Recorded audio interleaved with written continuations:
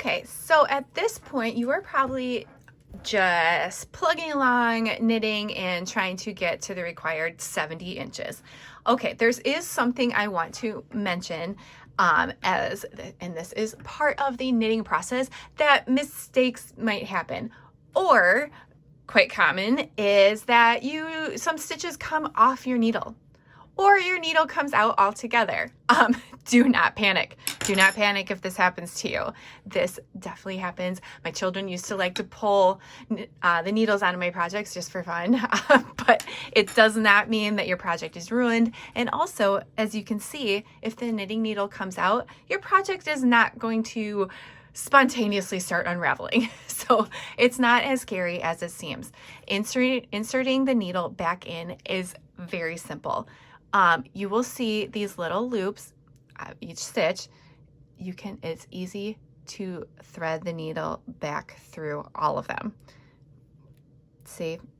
And do this as delicately as you can, because as you're doing this, you don't want to jostle your project where it starts to unravel.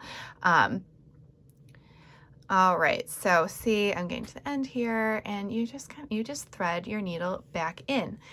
What I want to point out now that these are on, each individual stitch has two legs to it. See, there's a loop in the front and a loop in the back. Loop in the front, a loop in the back. You want to make sure when you're putting your stitches back on that they are oriented correctly, meaning, I'm going to take this one out and show you. This is one stitch. You can see there's two legs. I want the leg that's on the right to be in the front. That makes sense. This is left leg, right leg. You put it in this way. So the right leg is in the front and the left leg is in the back. If you do this the opposite way and go to knit, it makes the stitches tighter, and those are considered twisted stitches, which is a style of knitting, but that's not what we're doing here. We want all of our stitches to look the same. So no twisted stitches here. They all can slide right back on. Okay, let me show you another scenario, and let's move the camera down a little bit. All right, let's say your needles come out. I'll do that again. Whoop. Okay, but sometimes, let's say it does start unraveling, like you pulled some stitches here, or even 2 rows down, some stitches come out. This happens. This is a mistake. It starts unraveling a little bit and you don't know what to do. Do not panic and rip out your entire project, because when you see something like this, your first instinct might be frustration or shoot, I have to start over. You won't need to. So using the same concept that I just showed you, where we were all on we're all in the same row and it was easy to insert the needles. Well, now it's not so easy, because if I started doing that and got through here and then I just continued, I'm not going to be working on the same row anymore. So you want to backtrack a little bit.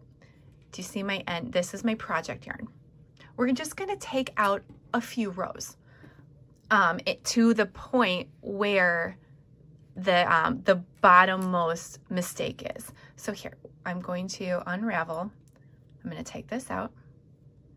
Okay, so that was that strand that came out. And I still have a big strand that came out, so I need to go 1 row down still. So I get to the end here, and then I want to take out the next row. Okay. You see, now I'm at the point where the mistake occurred. So let's continue just taking out that entire row to the last stitch. Let's take out that last one. Okay. Now I'm at the part where I don't have a mistake and we're ready to work all on the same. You can tell because they have the same top. This was the stitch from the last row. It's all consistent, and there's not a big loop or long strand of yarn coming out in the middle. That means if there was that long strand of yarn that you saw, that means that some other stitches popped a row down. But here we are all uniform, everything is good. So now I'm ready to put the needles back in. And remember what I showed you, how the right leg needs to be in the front. And sometimes you do have to look at it, because when you, like when I just ripped out those stitches, they did kind of orient a little bit because they were in the position that they were while they had a knit stitch in it. So you do have to like examine these a little bit just to make sure you're having that right leg in the front and these stitches aren't twisted. So this one was a little tricky because it looked like it was twisted. So I had to untwist it and put that on. Try to show you up here and get closer. So if you see like this next stitch, that's how it would look straight. I want that right leg to be in the front. And this one, it looks like it was like not oriented correctly. Just make sure you're looking at it flat. Like this yarn is feeding on that side and this yarn is feeding up to that side. That would be it flat, not twisted around. So I want, I'm fumbling here. I want that right leg to be on it. Okay, almost to the end. So really don't, and then, oh, that last stitch is the one where your working yarn is coming out of. So that last stitch of the row is always like a little looser because you will tighten that up when you start the next row. Okay, we fixed a mistake. You just don't, like I said, do not panic. These things happen.